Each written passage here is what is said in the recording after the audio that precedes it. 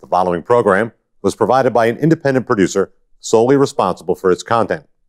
The opinions expressed do not necessarily represent the views of this station, its staff, board of directors, or underwriters.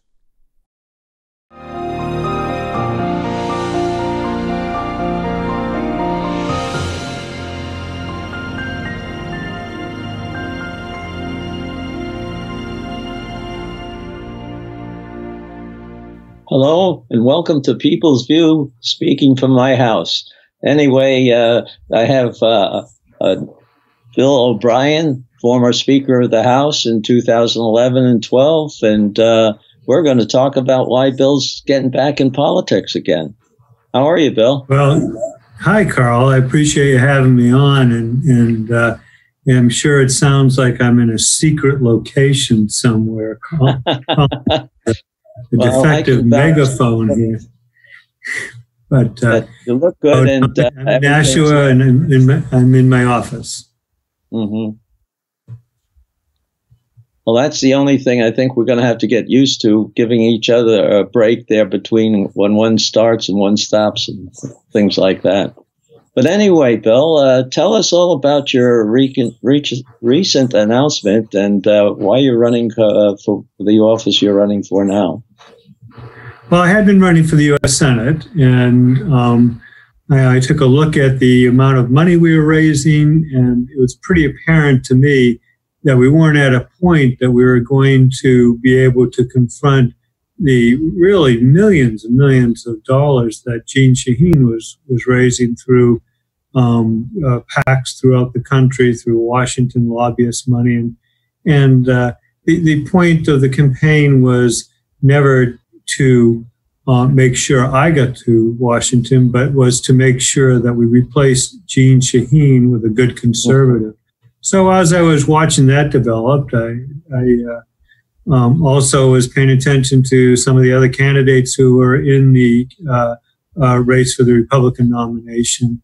And one in particular impressed me as being a good conservative, someone that understood the sanctity of life, for example, fiscal conservatism, understood that we have a very, very precious and ongoing experiment in constitutional government, and it needed always to be protected by those we send to Washington, and that includes protecting our borders and protecting our ability to prosper without raising too many taxes to prevent that.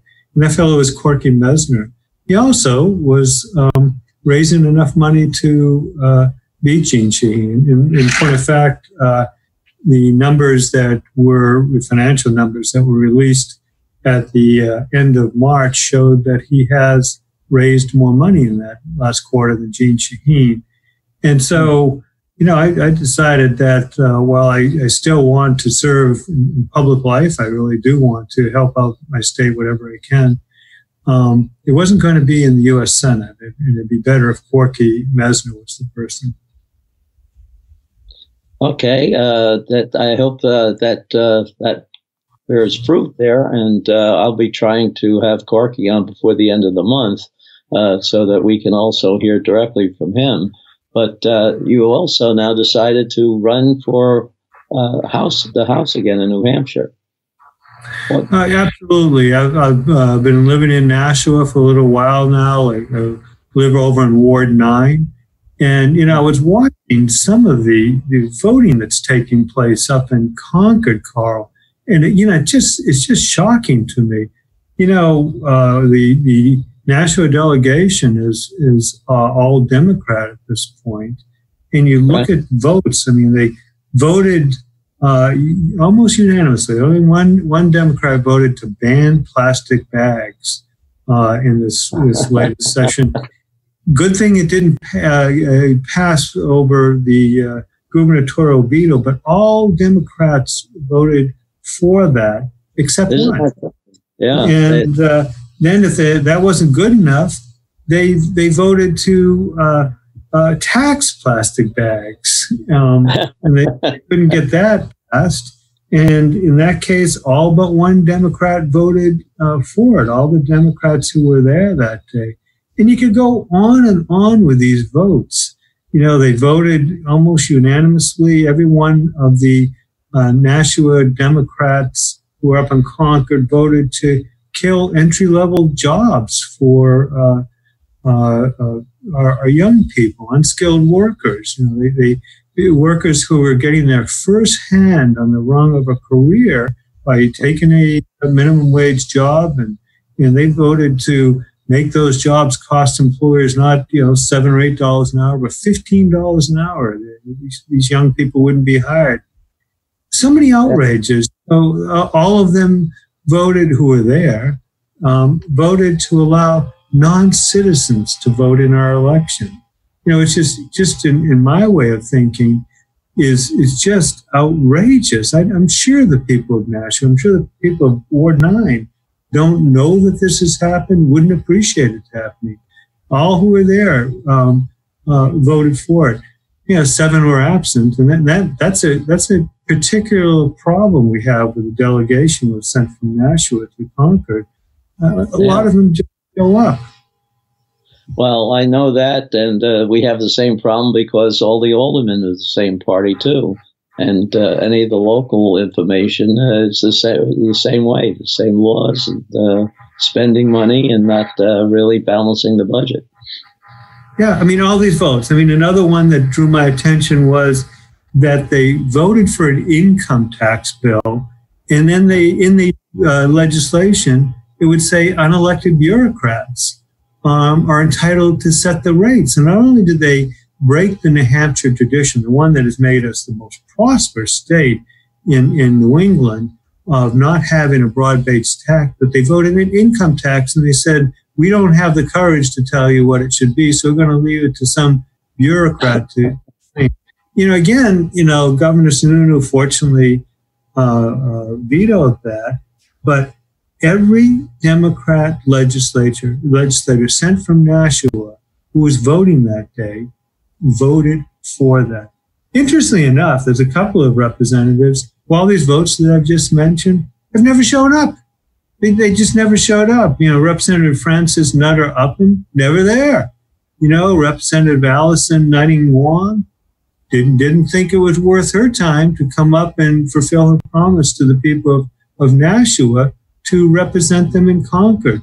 There's a lot of reason why this delegation has to be swapped out for conservatives and for people who aren't going to put income taxes on the folks in New Hampshire and aren't going to be banning plastic bags, which, by the way, the conservation case for that is absurd.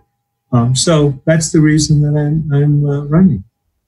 Well, I'm glad you are running. You ran into problems like that when you were speaker, where we had to make up a big budget hole, what was left by the preceding House. And you think that you're going to have that kind of problem when you're elected? I hope the voters of Ward 9 select me. If I go up to Concord, I'm pretty sure I'm going to be involved in a leadership role. And in that role, I'm going to make sure that we show the same fiscal responsibility that we did back when I was speaker in 2011, 2012. We faced an economic crisis then, Carl, and we're going to face another one. In the economic and budgetary crisis that we faced then, as you will remember, you helped us solve it, was that the Democrats had overspent to the point that there was about a 20% shortfall in revenues, a little under 20%. And we took care of that by reducing spending. No new taxes, no new fees, but reducing spending. It really worked out for New Hampshire. This time around, it's going to be less the overspending, although we all know that's a feature of Washington, a feature of Concord. But the revenues after this coronavirus crisis are going to fall off terribly. And so the choice is going to be presented. Do we have an income tax? Do we have a sales tax? Are we going to tax the people of Nashua even more? Or are we going to be fiscally responsible? I know, having been speaker, there's still a lot of opportunity in the budget, and particularly in the last 8 years since it grew, since I was Speaker, to really cut back and right-size government to the people of New Hampshire and Nashua. Well, I think that what's been happening lately is just terrible, because we've had a couple of years now where we cut some of the business taxes and wound up with more money than we were getting in when we had a higher tax. So we really built up our rainy day fund, and we got other places funded that needed to be funded. And I think that we have to try to count on that again. I mean, they're going to use this problem with the virus to say that, well, we didn't get the income on business taxes, so we're going to have to up the tax to get more. That's sort of a false argument, but that's going to, people are going to bite on some of that. Well, the people who want to get back to work and are going to have to rely on our traditional small businesses that they start or that hire them are not going to be successful if the income taxes are raised. Carl, there's a famous episode that, it's a long, long time ago, but it's been proven out time and again, where Calvin Coolidge, when he was president in the early 1920s, with his secretary-treasurer, would every year, every summer, they'd have this little summit. And they'd get in all the federal agencies and departments. And every year they'd say, give us back 5%. You know what the biggest concern was? Not that they wouldn't deliver the services that people need. That was happening. It's that sort of tax cutting would result in a lot more revenue coming into government because the economy takes off. And their concern was, if Congress ever gets a hold of these additional revenue because we're reducing taxes, they're going to grow government. They're going to take away our freedoms. We won't have that problem come next budget, but what we are going to have a problem with is if Democrats are up there rolling the roost, they're going to take this coronavirus crisis and they're going to even make it worse. There's no federal daddy warbucks at the end of the line here. Even the money we've got so far, this $1.25 billion that came in, it says specifically in the federal legislation, it's not to be used for filling gaps in budgets. It's only to help out businesses and the government to the extent there were additional expenditures because of the virus. Let's hope the virus is gone by the time we put together the next budget. Let's also hope that the free spending Democrats are gone out of Congress. Mm-hmm. Well, what other things besides the budget do you have to worry about? The taxes, you said, is one of them, but is there anything that you think is going to have a serious problem because of this virus? Interlude, I guess, where income is. Well, I mean, what we've seen for people like me or staunch Second Amendment advocates, that again, our delegation, every Democrat in our delegation in Concord from Nashua, voted to take away our right to hold arms without due process. They basically said that all what has to happen is a neighbor complains that they don't like the way you look, they don't like a remark you made, they, for whatever reason, and the police can come over and take your guns away. They call it the red flag law. What it is a gun confiscation law. And everyone but the absent, constantly absent, Representative Allison Nutting Wong and voted against it.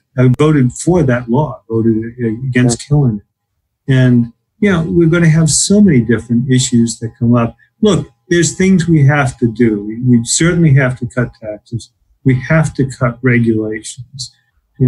As Republicans, we were able to get rid of one particularly obnoxious law, which is a certificate of need law, which is that any healthcare provider had to go to the government and say, please, can I put up another building? Can I buy another big piece of equipment?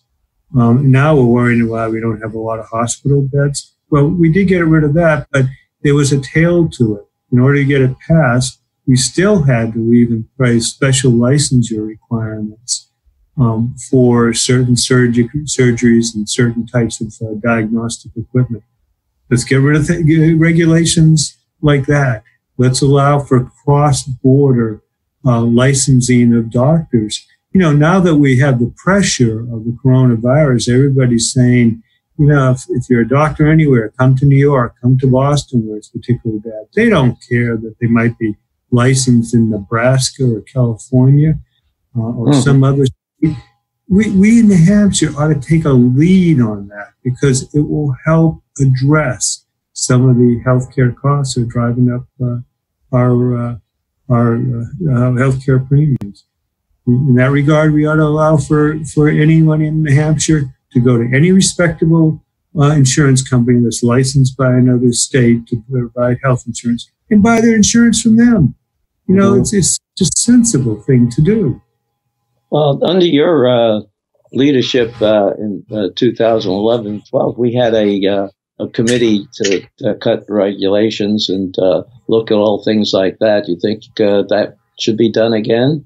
An analysis of the different departments? It is. You know, I remember one episode, I talk about it because I'm so proud of what we did as Republicans.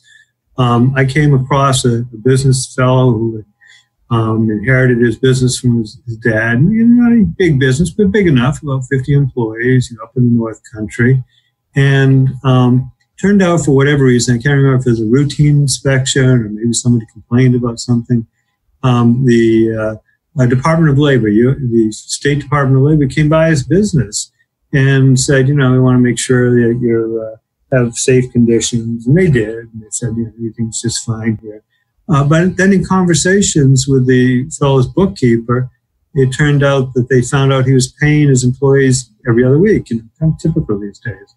And so he got a letter from them after the visit saying, you know, you're supposed to have informed us. You'd gone from every week, every other week. We know it happened about 20, 25 years ago under your dad, but still a violation. So we're going to fine you $500 for every week that we weren't notified.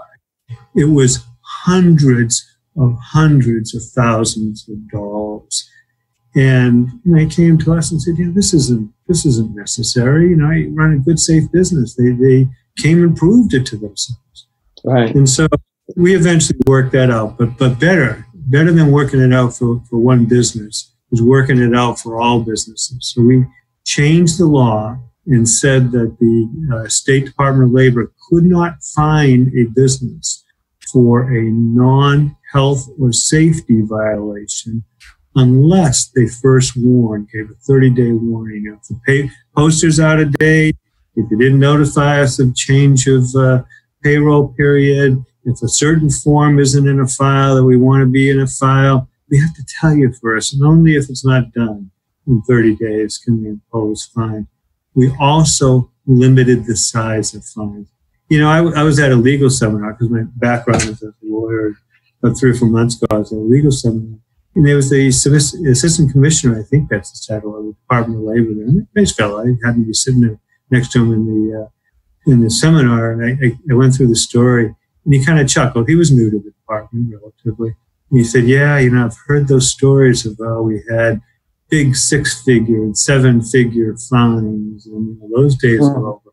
Thank God. State government is supposed to be a partner of the people, partner of the business, certainly making sure they run safely, but not be a plague on the business.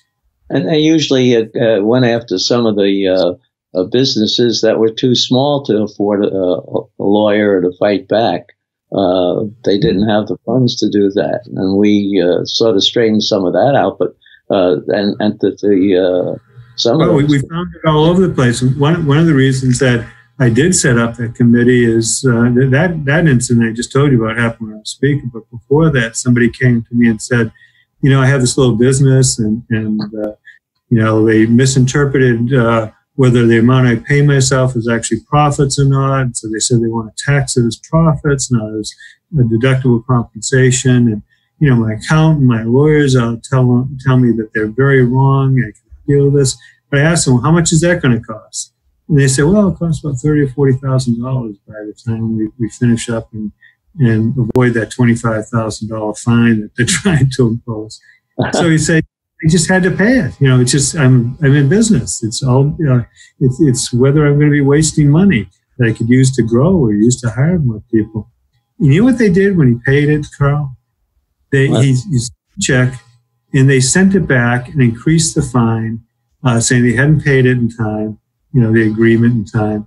And they said, sign your check in ink. Turned out it signed it with a fountain pen. They didn't recognize it. They thought it was a pencil. And you know, that's the sort of thing that we have to go up there and work against. I'll tell you, in that instance, when we put together the budget, we reduced the number of auditors. If they have time to do things like that, they have way too much time on their hands. So we reduced the number of auditors. It was like in the 20, 25. We reduced it down to around 12 or 13 and said, well, half your audits have to be of businesses that have more than $200 million a year in revenue. Well, there were other things too with the licensing of different types of businesses. You know, having to have some certain kind of fact to be able to qualify to do it. Yeah, we were, you know, I think it's been since stripped out of the law, but we were licensing. I can't even remember the name for people that put curls in your hair.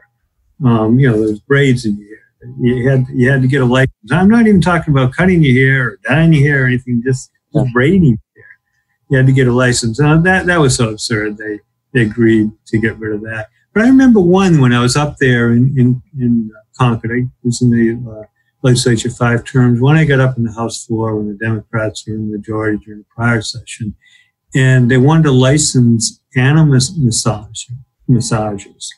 And so, or they called them therapists, but they're really just massage animals. And so, you know, the amendment we brought to the bill, which when we realized we couldn't avoid it passing, was said that if someone's licensed to be a human therapist or a human massager, they don't have to get a separate license for the dog, the cat, or the horse. And they still set it up. They didn't adopt that, and so we have to have a special license. You know, we laugh about these things, Carl, but there's a tragic aspect of this, which is if people want to get into a career, or if they want to raise themselves from having financial problems, you can't. You could do 40, 50, or 75 years ago, which is go out, start a business, work hard. Now, you know, if you're going to be a landscape, you have to get a license. It's just crazy. It's you know, the economists have a term for this. It's called rent seeking.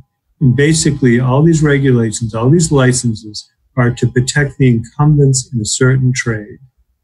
And you've seen it. You know, not to dominate your time here, Carl, but anytime you see the legislation to require, for example, barbers to have more hours of experience, I think we're up to 2,000 or 3,000 hours before they can start their own shop. No consumers come and say, oh, you know, I want my barber before I encounter him to have another 1,000 hours of experience before it sets up the shop.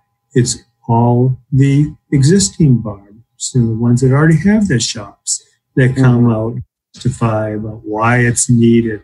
Well, we all know why it's needed. You don't want some young guy who's getting out of school, a young family, to be able to set up a shop and say, you know, I'm going to cut people's hair for a little less money than you, and I'm pretty good at it because I just got training. Well, there's a lot of things up there, Bill. I hope that you do get elected, but there and be part of the leadership, because I think you did a darn good job when you were there in 2011 and 12. Are you? Let me make a special plea here for the folks who are going to be watching this. What I'm talking about is not a problem for Carl Seidel or Bill O'Brien alone to solve. It's not a problem that is going to go away. unless each one of you decide it's going to go away. It's going to go away because you decide to look at the record of those you're voting for. It's going to go away if you say, I am outraged enough that I too am going to run for office. I propose to all of you that you think about that. Think of running as a Republican for state representative. Think of coming to our National Republican City Committee meetings where you can meet like-minded people. The Democrats want us all to believe that this is a world full of liberals in which the only narrative is the politically correct narrative. And you can't say what you want. You can't talk common sense. Well, Carl will tell you, I'm telling you, you can, but we need all of us to say they're not going to do this anymore. That's right. We need to get people out, and to follow up on that, people ought to look at our website at nashuagop.org. There are weekly training sessions for people who do want to learn how to run for office and what the responsibilities are. And we've been running them, and there's a couple of other organizations that run them. So if anybody wants to find out how, we'll be able to help. Yeah, we sure will. And it's not really expensive to run as a state representative. What it is a dedication of love for your city and your love for your state. You can with very little money, go from door to door with some limited literature and just talk to people. Because when people hear about these things, when they hear about all their representatives having voted to allow non-citizens to vote, they are going to want change. You can help us. And don't forget, we have 3 candidates for each ward in Nashua. So please come and contact us and listen into the people's view to see who else is going to be running. Thank you very much, Bill. Thank you for having me on, Carl. It's always a delight, and I look forward to the point where things get normal and we can sit in the studio again. Okay. Yeah, me too. Thank you. The preceding program was provided by an independent producer solely responsible for its content. The opinions expressed do not necessarily represent the views of this station, its staff, board of directors, or underwriters.